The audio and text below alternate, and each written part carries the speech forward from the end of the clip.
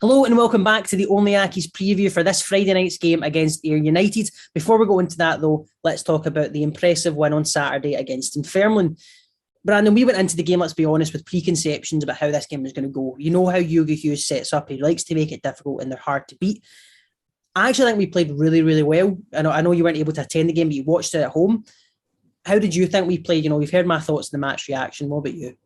No, I was, don't get me wrong. Dunfermline obviously been a really good run of form since Yogi came in. I think they were pretty poor. I'll say that first of all, but I'm not taking anything away from Accies because, like I've said to you after the game, it's the best we've performed since Queen of the South. Dunfermline were poor, but I was very sceptical going into the game. I saw that we were set up the same way. I just thought, they would be. Yogi will have them carrying the momentum on, and not fair play to Accies. They pressed really well. A lot of people had individually really good games, and we played really well. In my opinion, we well and truly deserved the win. We need to learn to kill them off. That would be my biggest gripe about Saturday, because we go 1-0 up. They have a man down. Go for the second. We carry the momentum on. Go and get the second. Finish it off. Because it got to the sort of 10 minutes to go mark, and I was a bit like, I can see something happening. It was nice to see us actually deserve to win a game, because it's been a long time that's been the case. And obviously your main man, your best friend, David Moyle, getting the goal. Really well deserved. Anyway, and well deserved. Did very well. It's as I go on about constantly, in the system that we're playing one up top is a really, really hard job. And that's why I keep saying, when we do play Moyo and Ryan's out in that wide position, you can see he's frustrated. Us as fans are frustrated because he's not getting to make the impact that he well and truly can make if he's playing up top. And I still truly believe we play Moyo and Ryan up top with all these chances we're creating, and we somehow managed to fix that into Stan's system, will benefit massively for it. But unfortunately, that's not what he's going to go for. But no, Moyo, I'm sitting watching that. They've just had a man sent off. We've no won in how long. David Moyle's setting up for a penalty. He is missing this. They're not. It was written in the stars. I can see all the Accies fans' tweets already. But no, fair play to him. He kind of tripped up after he kicked it. Thankfully, it was after he kicked it. But no, a good penalty, and he deserved it. Although Accies haven't been that good of recently, and we've our results haven't really been that good. He's, in my opinion, I think he's been playing. He's playing up there himself, and he's handling it pretty well. It's just the goals haven't been coming. But that's 2-2 for him in the league. So hopefully, he continues it on to Friday. I don't know if you saw this in the stream, but after the game, as I was leaving, when all the players were coming off, it was Moyle that Stuart Taylor went straight to and gave a big hug and reacted to the most. So I think he's happy with what he's seen. He's actually getting something out of him now. Another player I want to mention is Scott Martin in the middle. Obviously back from a really, really long injury. He's had little bits and pieces in games, but that was the best I'd seen him play. Obviously, the incident after Auchinleck, I think a lot of fans said that they were obviously shouting to the players, and maybe Scotty's gave something back to them. I think that sort of, maybe that fight, that's filtered into his game a bit more. I know that's always something that's part of his game, really. But I think that might have given him a bit more determination to go out there and sort of prove a point. And he certainly did do it. He was all over the place. And it was a really good performance for him individually. Like I said, a lot of individuals had really good performances, and he was definitely up there for probably my man in the match, because he was all over the shop, and he just had that sort of fight, and sort of never giving up with, even if it was like he was tracking back for certain things. If he saw that there was an opening space, he was trying to drive into it. So no, good performance for Scott Martin, and hopefully that's what happened after Auchinleck with him sort of forgot about. And obviously it was the first chance we got to see our new assistant manager, John Rankin, as well. Somebody we never mentioned in our podcast previously was Boozy leaving, the departure of Boozy. There was a few rumblings about it happening. Then obviously the club announced it. I think it was the morning of the game, I believe they put it out. Morning. So Yeah, so I mean, first of all, your thoughts on Boozy leaving, before we go on to John Rankin. It's clearly not worked, unfortunately, because don't get me wrong, for what I've heard, he's just, what we've been told, he's sort of in there, one of the first in there and one of the last to leave. So you can't fault the sort of time and effort he's put into Accies over the past years. He clearly was committed to the role, but he's seen Cannon, he's seen Rice, and then he was with Stuart Taylor, and none of that worked. Arguably, none of it worked. You could say it did work because we stayed in the Premier League for a certain period of time, but the football wasn't attractive to watch at all. That was probably our biggest gripe. We knew we were always going to be sort of fighting for our dear lives, but the football was just, along with that, not winning a lot of games, but watching a dreadful type of football. It wasn't easy, but no, I wish him all the best in the future. Like I said, he's obviously put time and effort into the club, but I think it was definitely time to move on, especially with the sort of animosity that's been going on this season. Change was needed, and really looking forward to seeing John Rankin, because he seems to have sort of revitalised under-18s for Hearts a bit, and you just need to look at sort of people that, listen, I'm not going to say I'm a Hearts under-18 expert, but for instance, I always take Joe Sked, for example. If you saw his tweet, he's a Hearts fan, he's a well-respected journalist, and he's gave John Rankin massive plaudits, and even says that he thought he might have took the Accies full-time job when Brian Rice left. So judging John Rankin as a player, a lot of fight, a lot of determination, and clearly he sort of gets it, if you get what I mean.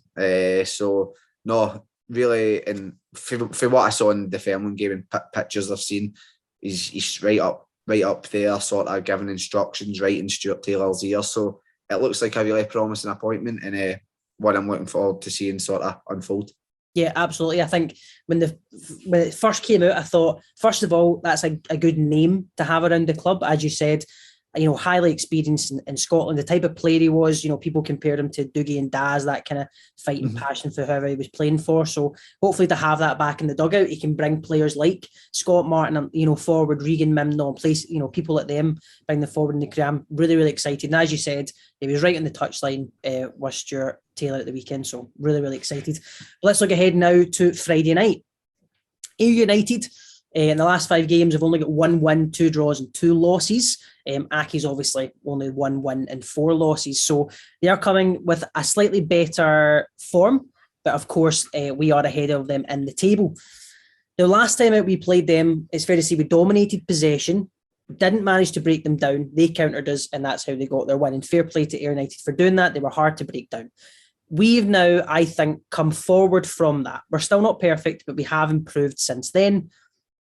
How do you see this one going? Do you see it being another one where they're sitting back and you're dominating? How do you see this one set up? Quite a controversial comment I think I'll make here is that, although the scorelines particularly don't show it, majority of the matches we've got beat this season, it's been very, very fine margins. The game's changed in its head through minuscule instance, in my opinion. The games that we have won, there's not been a contest, in my opinion. We've been well-deserved winners. And that's not me for a second saying we've been good enough. We've not been good enough.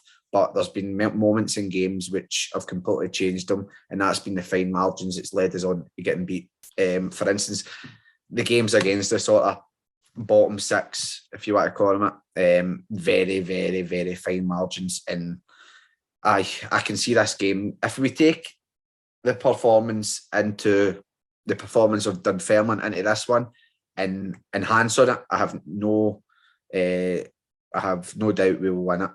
Ayr are in the bottom 6 just like us for a reason, but for what I've seen of their results and what I've seen of them against us, they're rotten.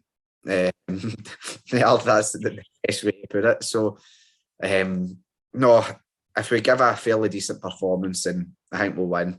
But we've just been beat. Like, we've just won a game and we're forgetting that 2 weeks ago we get beat off a junior team. So it could go anyway, mate. But I'm just trying to think positive and think onwards and upwards. Like John Rankin, hopefully there's been a sort of big negative cloud over the football club all of this season, just with everything about it. That John Rankin appointment, it did sort of lift my mood a bit, because it's shown that we've brought in someone that knows the Scottish game really well. We've been crying out for a type of appointment or even a signing like that. Just going into January with that, I think if he gets to sort of put forward his ideas, sort of drill things in training and shape, hopefully that along with Stuart Taylor drilling it into their minds, and going into this game, I can actually see an Accies winning. Our squad is better than what it should be. So our squad, for where we're sitting in the league, we should be sitting higher in the league with that squad. No doubts in my mind. With the type of players we've got one of the best squads in the league. Let's look at that team though. On Saturday, we only had the 5 substitutes. Now that's worrying. We also had our top scorer, Andy Ryan, on the bench, assuming that's through a fitness issue. I'm assuming you want him starting on Friday night. So what do you change then from that side? Who do you bring out, given that I don't think anybody deserves to be dropped, but realistically, we need Andy Ryan in the team. So what changes do you make? I'm not for Ryan. I actually really agree. I did not think we were going to agree on that. I agree with that entirely. In my opinion, you go 4-4-2, Mullen and Martin in the middle, Smith, Redfern, Moyo and Ryan. I'm assuming that's what you were thinking as well. Pretty much, definitely. The thing is, I don't see him changing it, which is unfortunate. You never know, he might just, but I think he's stuck in his way with this formation that he's got, and it's unfortunate. It's worked in some games, but I just think the players we've got in this squad, compared to other teams, we could utilise that team so much better. We could go in the front foot a lot more. Even when we're playing this sort of formation, we're showing that we're creating chances. So see if we go a bit more attacking against the teams that we should be capable of doing that against. I don't see us getting caught out, if you know what I mean. Because if you maybe change your system to a more attacking one against a better team, there's always the opportunity you could get caught out and get punished. But with the system that he's played, we've been punished 6-1, we've been punished 4-0 off Arbroath, we've been punished against the sort of better teams in the league.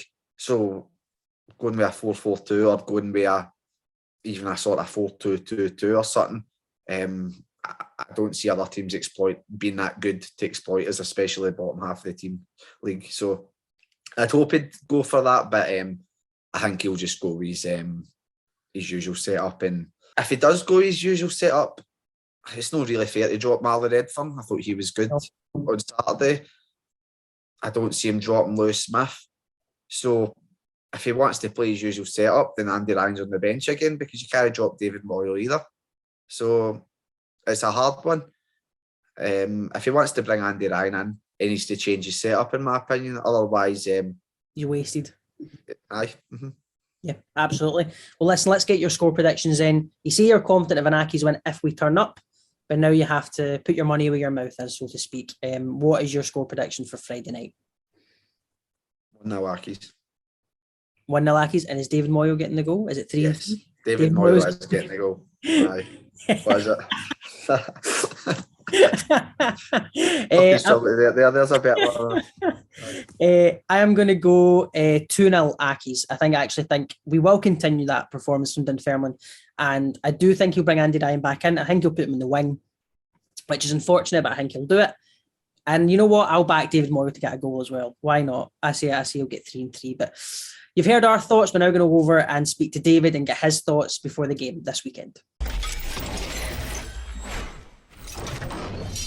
So David, obviously now to get your thoughts as well. You've been on holiday, lucky for some, away in Lanzarote. Missed, unfortunately, a really good performance and a really, really good result against Dunfermline.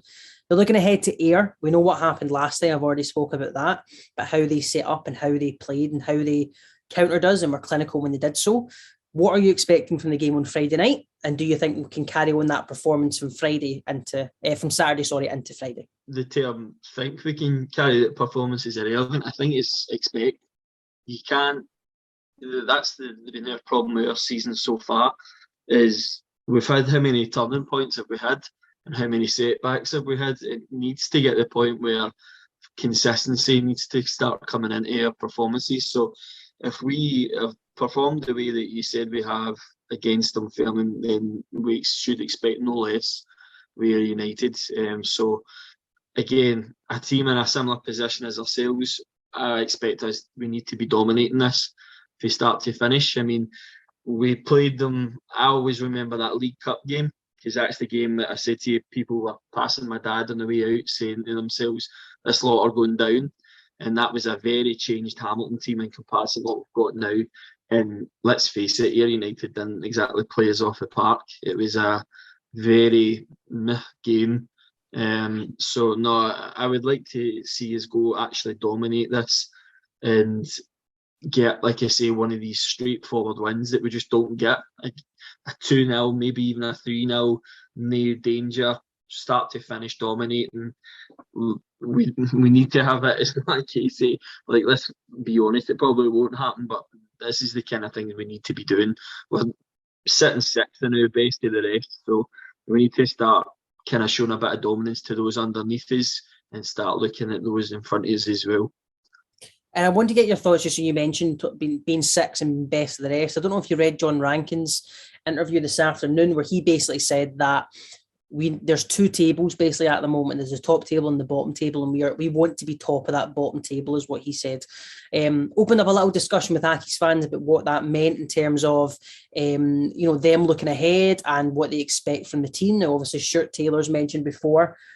He thinks that playoffs are possible, but he needs to be realistic about where the club are right now. Obviously, Alan Maitland at the Fans Forum said that survival in this league is the expectation, and that would be considered success, which obviously caused a lot of frustration from Accies fans. What are your thoughts on those comments from John Rankin, and obviously Stuart Taylor's looking ahead to the playoffs?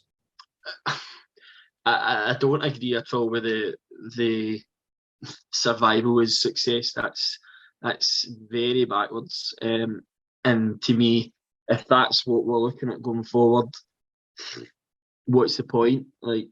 Because again, 7 years in the top flight, and now we're happy to just survive in the championship.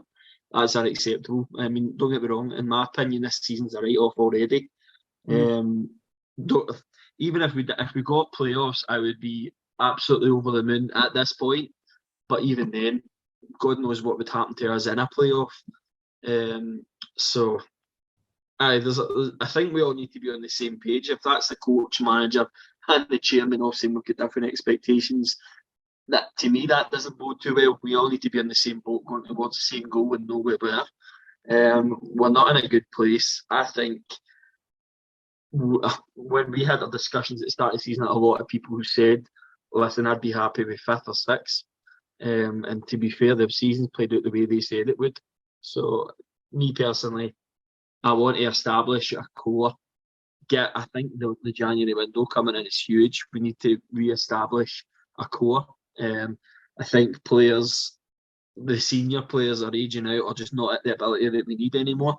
I think we need, like I said to you off camera, a goalkeeper, a defender, a midfielder and an attacker, all experienced, because we do have some decent youth there, but the mix just is no right now.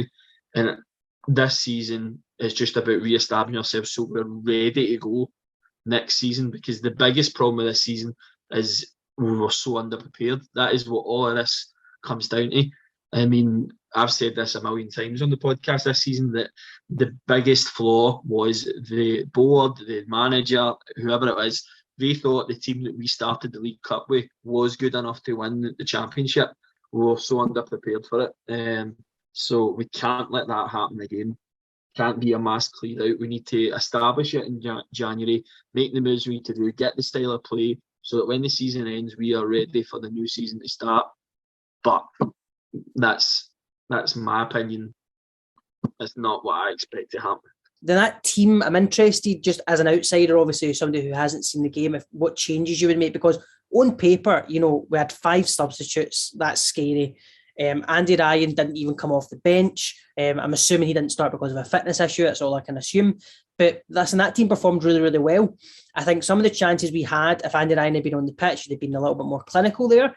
But listen, the team did enough to get the win. I thought David Moyo, as I spoke with Brandon, him and Marley Redfern really stood out to me.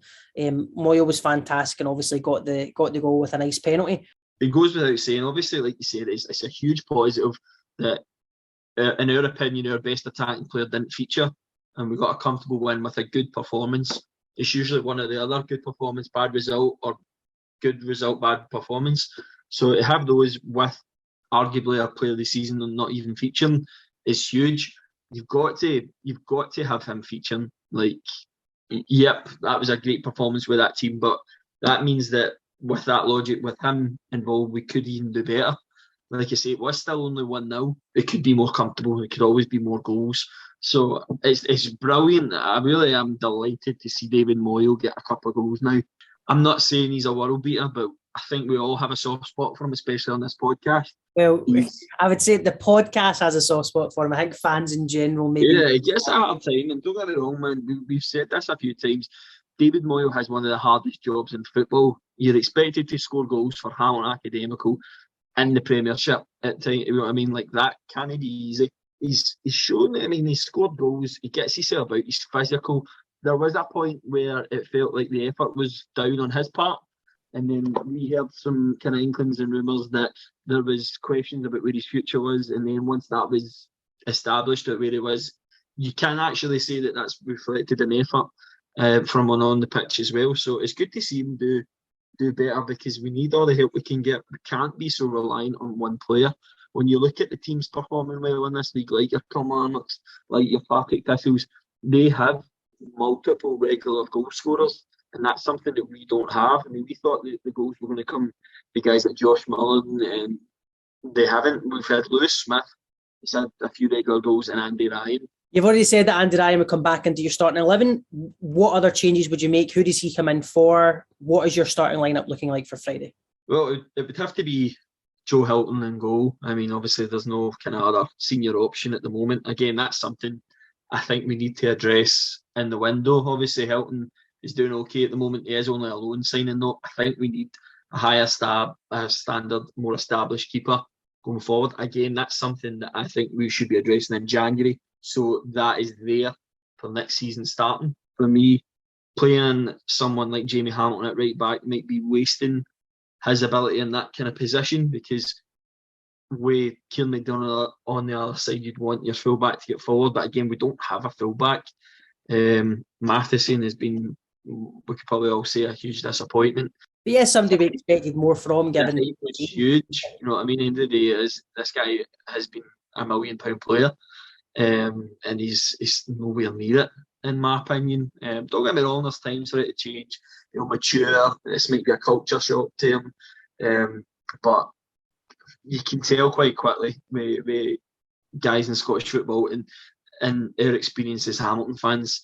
There's been a lot of people that have came in, and your first impression is spot on, and it's always in a negative sense. You see people and you think they are not up to it. I would probably take out Regan Nimno, keep four in midfield with Lewis Smith, Martin, Mullen and Redfern. It was a tough call between him and Josh Mullen, because again, both kind of quiet. Josh Mullen still convinces. Granted, he has had a few more assists than Nimno, of course, but I think it's vital you go with two up top. Moyle's physical presence, someone there who's got the instincts to feed off him, and we just need to go and dominate this game. You know what I mean? We, on paper, have better players than Ayr United. We have been beaten by them and not been dangered at all at the same time. We just need to go, set down the marker and stick to it for the whole game. And we'll get your score prediction obviously as well before we go. We've got mine and Brandon's. How do you think this one will go for your score prediction? I'm going to go with a 2-1 win for Hamilton. Again, I'm saying that we need to dominate in that, but the way we're going, it's going to take time when we get to that level where we're dominating games. If we make it 2 wins in a row, that's huge progress in my eyes. So let's just go, get the win and move on for it. All right, brilliant. Well, thank you all very much for watching. There won't be a match reaction after the game, unfortunately, one at Ayr, but we will have one after the game at Inverness. So thank you very much for watching. We'll see you again soon.